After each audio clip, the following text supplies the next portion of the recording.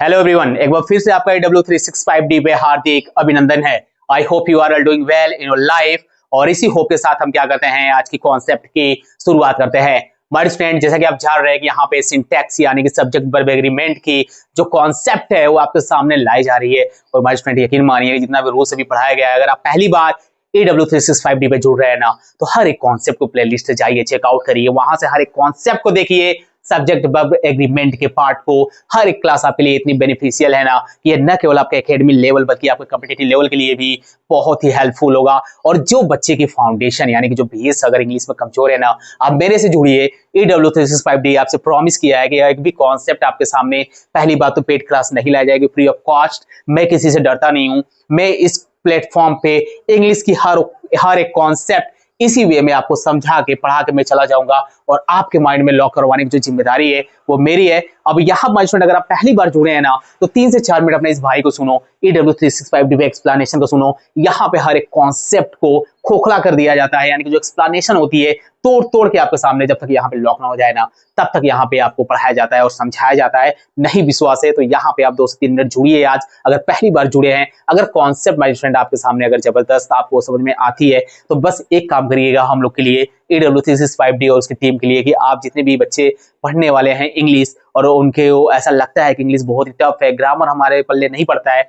आप उनके तक इस कॉन्सेप्ट को पहुंचाइए ताकि उनके लिए क्या रहे, ये काफी यूजफुल हो सके। और मैं इसमें चलते हैं बिना समय गवाए। आप देख रहे हैं कि आज का जो कॉन्सेप्ट है, आज का जो हमारा टारगेट रहेगा वो ओवरऑल रहेगा कि एपोस्ट्रोफी पे हम क्या करेंगे, कैसे यहाँ पे कमांड करेंगे, कैसे इस पे हम क्या करेंगे, इसके कॉन्सेप्ट को समझेंगे, कैसे इंग्लिश ग्रामर में आता है, इसके सेंटेंस की मीनिंग क्या होगी। हर एक कॉन्सेप्ट यहाँ मैं आपके सामने एक्सप्लेन करने वाला हूँ। आराम से यहाँ पे देखते रहिए, क्योंकि कॉन्सेप्ट अगर एक बार समझ गए माय डियर स्टूडेंट ना, तो फिर आप किसी भी क्वेश्चन को धुआं धुआं कर देंगे, यानी कि उस कॉन्सेप्ट का आप क्या करेंगे, एकदम ऑपरेशन कर देंगे और आराम से क्या कर सकते हैं, उसे बता सकते हैं एग्जाम में अपने क्वेश्चन को। जो भी क्वेश्चन आपके सामने आया उसको फोड़ सकते हैं। कॉन्सेप्ट वहां पे देखेंगे।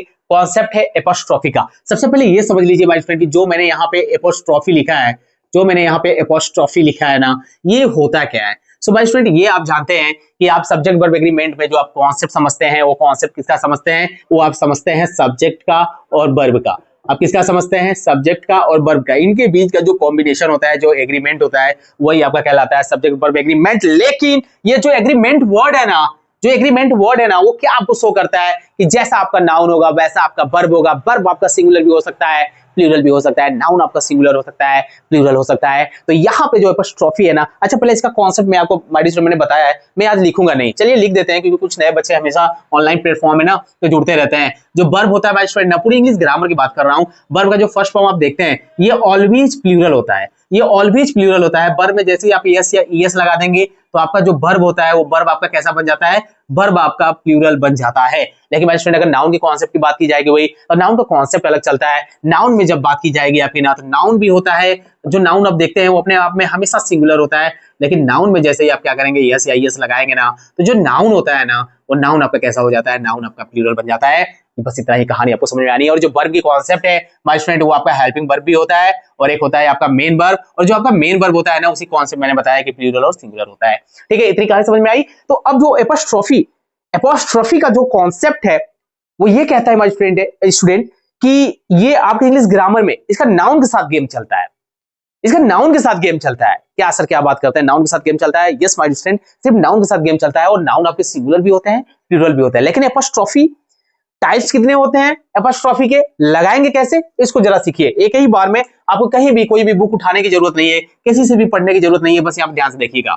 एपोस्ट्रोफी जो भाई डियर स्टूडेंट है ना, एक आप देखते हैं कि एपोस्ट्रोफी का जो सिंबल है आप ऐसे लगाते हो, ओनली ऐसे लगाते हो। एक आप क्या करते हो, एपोस्ट्रोफी आप क्या करते हो, एस लगाते हो। एपोस्ट्रोफी आप क्या करते हो, एस लगाते हो। ओके, लेकिन अब कहानी यह आएगी कि सर ये कहां पे लगाएंगे हम, और ये कहां पे एपोस्ट्रोफी एस कहां पे लगाएंगे। सबसे बड़ा प्रॉब्लम तो यही है ना। सो यहाँ बाय स्टूडेंट आप देख रहे हैं कि मैंने यहाँ पे लिखा है आपका जो फॉर्मूला है, अभी मैं इस पे नहीं जाऊंगा, पहले वो अब मैं आपको सिखा रहा हूँ। जैसे देखिए बाय स्टूडेंट, मैंने नाउन एक एग्जांपल में यहाँ पे लेता हूँ, जैसे मैंने यहाँ पे एग्जांपल वही लिया, मैं चलिए आपके सामने वही लेता हूँ, कुछ भी लिख सकते हैं, कोई दिक्कत नहीं है। यहाँ पे मैंने लिखा है राम।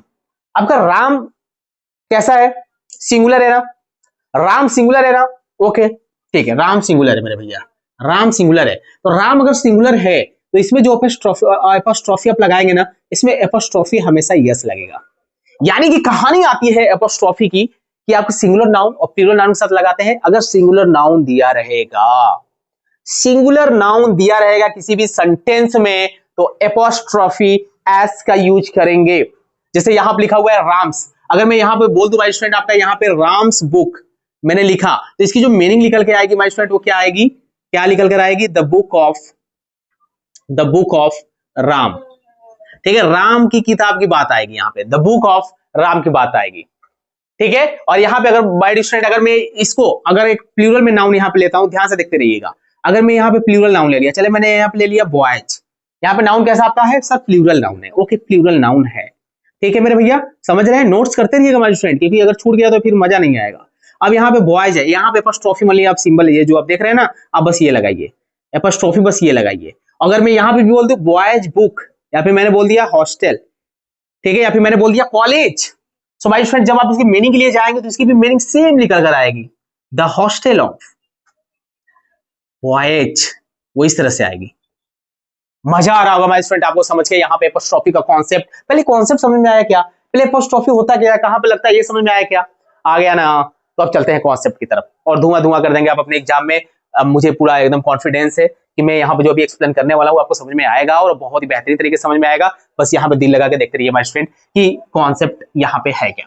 अब जितने भी यहाँ पे मैंने यहाँ फॉर्मूला लिखा है माय स्टूडेंट, मैंने लिखा है पहले नाउन। ओके, आपके सेंटेंस में पहला नाउन आएगा, पहला नाउन आपका आएगा, और उसके साथ आपका एपोस्ट्रोफी लगा रहेगा। और एपोस्ट्रोफी कैसे लगेगा, वो ऐसे लगेगा। एपोस्ट्रोफी कैसे लगेगा, वो ऐसे लगेगा। ठीक है, हमारा नेता कैसा होगा, कैसा होगा, अब आगे समझ जाइए कैसा होगा। ठीक है, वो आप लोगों को डिसाइड करना है कि आने वाला नेता कैसा होगा, क्या सिचुएशन चल रही है, भी कैसे बदलना है कि नहीं बदलना है। यहाँ पे देखते हैं एपोस्ट्रोफी इस तरह से लगेगा आपका, एपोस्ट्रोफी दोनों तरीके से, नाउन के बाद एपोस्ट्रोफी। ओके, उस तरह से लगेगा। मैंने सिंगुलर और प्लूरल दोनों को से बता दिया। ओके, यहाँ तक कहानी खत्म है। अब बचा ये एक नाउन जो दिख रहा है ना, ये कनवा राजा जो आपको दिख रहा है एक ना इधर, इसको क्या करना पड़ेगा भैया, इसका कान पकड़ो जरा और बोलो भैया तुम यहाँ पे किस लिए हो, मैं यहाँ पे इसलिए हूं क्योंकि आप मेरे ही हिसाब से क्या करोगे, हेल्पिंग वर्ब का यूज करोगे। ठीक है, यानी कि माय स्टूडेंट कहानी ये आ रही है कि आपका जो पहला नाउन होगा उसके साथ जो एपोस्ट्रोफी यूज होगा उससे कोई लेना देना नहीं है। उसके बाद का जो नाउन होगा आप उसी हिसाब से क्या करेंगे, वर्ब का यूज करेंगे, यानी कि आप हेल्पिंग वर्ब का यूज करेंगे। और वहां पे आप क्या करेंगे, वर्ब आप दोनों तरीके से लगाएंगे, मेन वर्ब और हेल्पिंग वर्ब दोनों तरीके से। अगर वहां पे आपका कंफ्यूजन इस नाउन के अकॉर्डिंग अगर आपका मिस यूज करता है वर्ब को, वहीं पे आप एरर टिक कर देंगे, वहीं पे आपका आंसर फाइंड हो जाएगा। ठीक है, यानी कि समझ में आ रहा है क्या माय स्टूडेंट, यानी कि यहां से लेना देना कुछ भी नहीं है। नाउन प्लस एपोस्ट्रोफी आपका ये रहेगा, और एपोस्ट्रोफी ये रहेगा, प्लस नाउन माय स्टूडेंट जो आपका गिवन है ना, प्लस जो नाउन आपका गिवन है ना, आप इसी के अकॉर्डिंग क्या करेंगे, हेल्पिंग वर्ब का यूज करेंगे माय स्टूडेंट। अब मैं इससे ज्यादा एक्सप्लेन नहीं कर सकता, आइए एग्जांपल की तरफ चलते हैं। यानी कि कहने का मतलब है कि जो आपका लास्ट नाउन होगा ना, जो आपका लास्ट नाउन होगा आप इसी के अकॉर्डिंग, चलिए लिख लीजिए, लिखवाई देता हूं यार, लास्ट नाउन होगा इसी के अकॉर्डिंग आप क्या करेंगे, हेल्पिंग वर्ब या फिर आप क्या करेंगे, मेन वर्ब का आप यूज करेंगे। ओके, इसको बॉक्स में लॉक कर लीजिए। ठीक है, बॉक्स में लॉक कर लीजिए उसको। आइए चलते हैं और यहाँ पे फाइंड करते हैं एग्जांपल के थ्रू और समझते हैं कि है क्या। Ram's book is blue. Okay my friend, यहाँ पे आपका नाउन यहाँ पे ये वाला गिवन है, एपोस्ट्रोफी लगा हुआ है, लेकिन बात की गई है कि आपकी लास्ट नाउन की बात की जाएगी। लास्ट नाउन कौन सा मेरे भाई, बुक है, बुक बुक बुक। ठीक है, और यहाँ पे आपका क्या है, सिंगुलर नाउन है सर, सिंगुलर नाउन है तो हेल्पिंग वर्ब कैसा लगेगा, हेल्पिंग वर्ब भी हमारा सिंगुलर लगेगा। अगर यहाँ पे प्लूरल लगाए तो वहीं पे हो जाएगा गलत। ठीक है, वहीं पे क्या हो जाएगा, गलत हो जाएगा। यानी कि आपने क्या किया, यहाँ पे आपने देखा कि सिंगुलर है, यहाँ पे नाउन है, और सिंगुलर नाउन है तो काहे के लिए लगेगा यहाँ पे प्लूरल हेल्पिंग वर्ब, यही तो मैं आपसे पूछ रहा हूँ, और यही तो आपके एग्जाम में एरर करवाता है। वहां पे लिखेगा माय स्टूडेंट आपका क्या लिखेगा, राम्स बुक। ठीक है, Ram's book are blue. Okay, क्यों, क्योंकि आप बोलोगे यार राम्स बुक लिखा हुआ है, बहुत लोग इसे कंफ्यूज हो जाएंगे, क्योंकि पता ही नहीं है कि लास्ट नाउन के अकॉर्डिंग यहाँ पे रूल्स चलता है एपोस्ट्रोफी में, है कि नहीं।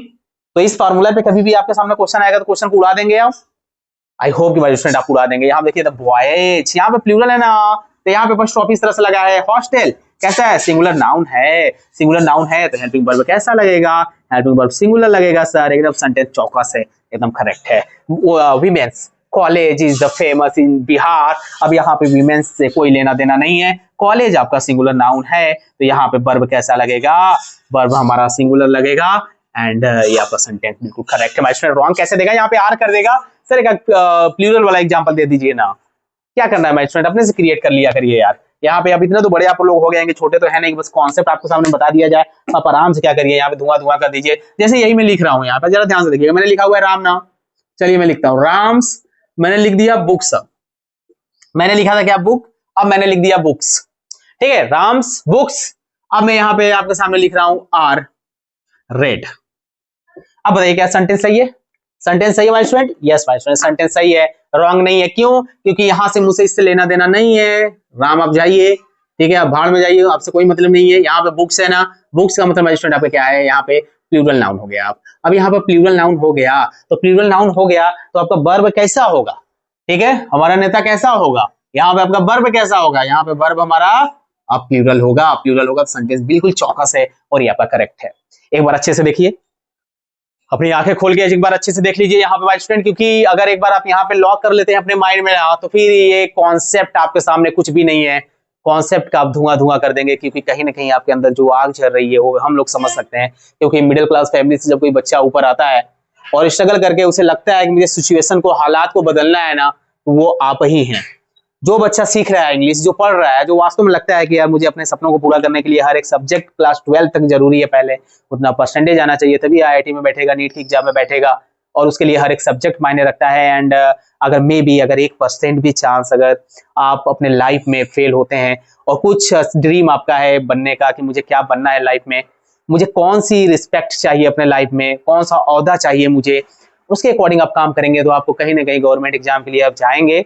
क्योंकि सब में अपनी अपनी स्ट्रेंथ होती है, हर एक बच्चे में, हर एक आदमी में अपनी अपनी स्ट्रेंथ होती है और उसके अकॉर्डिंग वो काम करता है और कहीं ना कहीं अपने लाइफ में सक्सेस होता है और कहीं ना कहीं रिस्पेक्ट पाता है, अपनी उपलब्धि को हासिल करता है। लेकिन जो होप आपके पेरेंट्स आपसे लगाए हैं ना, अकेडमी क्लास के बच्चे, मैं आपसे बात कर रहा हूँ क्लास 9 to 12 और जो कॉम्पिटेटिव लेवल के लिए प्रिपेयर हो रहे हैं, उनके लिए जो फाउंडेशन बैच EW365D पे जुड़ के आप पढ़ रहे हैं ना, आग लगानी है तो आग लगानी है तो ऐसे ही आग लगानी है कि उसकी जो लपट है ना वो दिखनी चाहिए, वो बहुत लोगों की लपट लगनी चाहिए, उससे जीवन बहुत लोगों का सुधरना चाहिए। आपके अंदर ये चीज होना चाहिए, अगर ये है और ये आपने सोचा है तो यकीन मानो कि उस जो भी सोचे हो आप उसके लिए कुछ भी कर जाओगे। क्योंकि मैंने बोला कि भी सबकी स्ट्रेंथ अलग अलग होती है, आप जरूर काम करिए, क्योंकि कहीं ना कहीं होप, आशाएं, जो एक माता पिता आपके पीछे बैठे रहते हैं, कभी फेस देखा है ना आपने उठ के अपने माँ का और अपने पिताजी का फेस, कभी सुबह उठ के देखते हैं कि जो मिडिल क्लास फैमिली के बच्चे होते हैं, रूह कांप जाती है। चलिए मिलेंगे नेक्स्ट क्लास में, जबरदस्त कॉन्सेप्ट था सिंटेक्स की, और उसके बाद कहीं ना कहीं डिस्कशन एकेडमी क्लास की भी जल्दी लाई जाएगी आपके सामने। तब तक मेरे साथ बने रहिएगा। All the best.